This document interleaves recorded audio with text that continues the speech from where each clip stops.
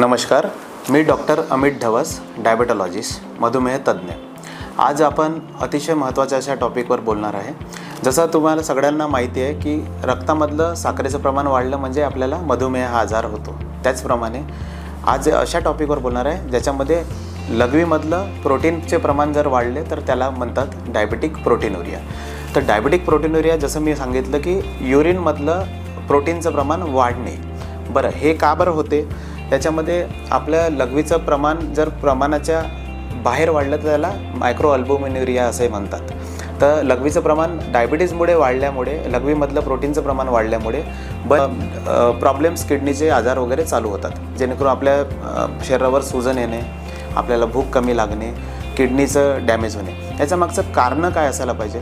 याच्या मागचे कारण असे आहे की आपल्याला समजा किडनीला कोणतं इन्सल्ट किंवा इंजुरी झालेली असेल, किंवा किडनीचं जे ग्लोमेरुलर फंक्शन रेट जे आहे ते डॅमेज झालं असेल, किंवा नेफ्रॉनला डॅमेज झालं असेल, किंवा आपलं ब्लड प्रेशर खूप वाढून असल्यामुळे, किंवा डायबिटीज वाढल्यामुळे, किंवा ओबेसिटी वाढल्यामुळे आपल्याला प्रोटीनुरियाला सामना करण्याची गरज पडू शकते।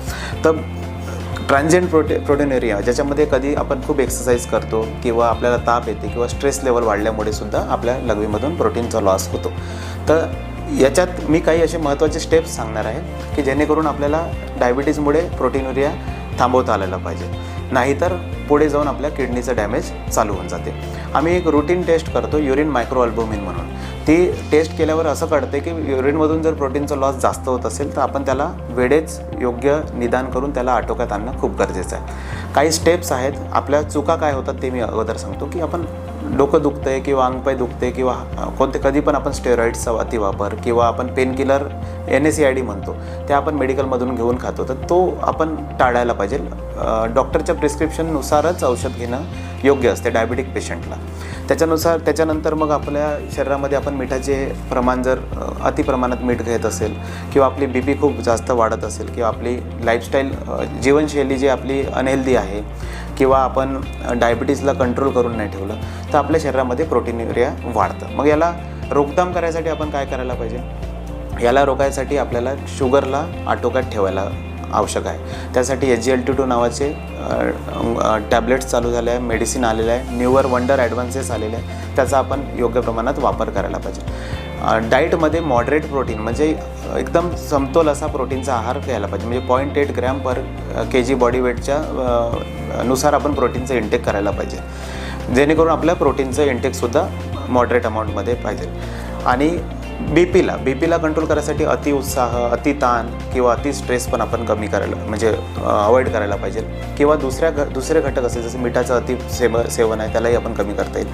आणि आपण काही ज्या औषधी आहे म्हणजे BP कंट्रोल करायसाठी AC इनिबिटर, किंवा ARBs, किंवा कोलेस्ट्रॉलला कंट्रोल करण्यासाठी स्टॅटिन्स, तर कोलेस्ट्रॉललासुद्धा आपण कंट्रोल केलेलं पाहिजे।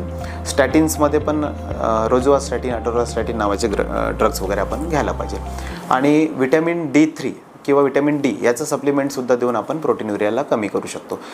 हे सगळे स्टेप्स वापरून आणि योग्य जीवनशैली आणि एक्सरसाइज आणि मेडिसिन यांचा आणि मधुमेह तज्ज्ञांचा योग्य सल्ला घेऊन आपण डायबिटिक प्रोटीनुरियाला कमी केलं जातं आणि त्याचा रोकथाम केलं जाते, जेणेकरून येणाऱ्या काळामध्ये म्हणजे 5 वर्षात, 10 वर्षात, किंवा येणाऱ्या 20 ते 30 वर्षामध्ये आपला डायबिटिक किडनी डिसीज हा आजार होणार नाही आणि त्याला कंट्रोल केला जाऊ शकते। धन्यवाद।